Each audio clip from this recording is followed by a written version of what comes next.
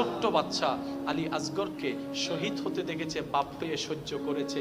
আফসোস আপত্তি আল্লাহর দরবারে না করে শুকরিয়ার জবানটাকে সাথে নিয়ে রবের দরবারে সন্তুষ্টি ছিল, চেহারার মধ্যে প্রশান্তির হাসি ছিল। সুবহানাল্লাহ। একটা একটা করে নিজের কলিজার টুকরাগুলোকে, আপনজনকে কারবালার ময়দানে রক্তাক্ত হতে দেখার পরও অন্তর ছিল সবরের সাথে, অন্তর ছিল সবরের সাথে। সুবহানাল্লাহ।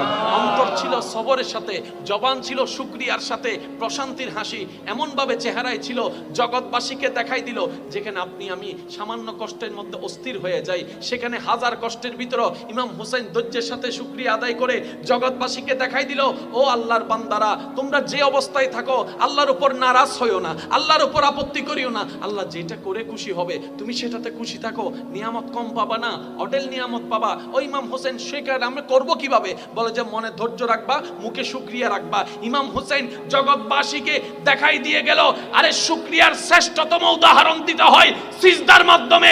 ইমাম আলী মাকাম সর্বস্ব লুটে যাওয়ার পরে আল্লাহর দরবারে প্রশান্তির সিজদা দিয়ে সুবহান রাব্বিয়াল আলা দিলে প্রমাণ করে দিলেন, আল্লাহ যেভাবে রেখে খুশি আমি হোসেন সেভাবে থেকে খুশি। বলেন সুবহানাল্লাহ।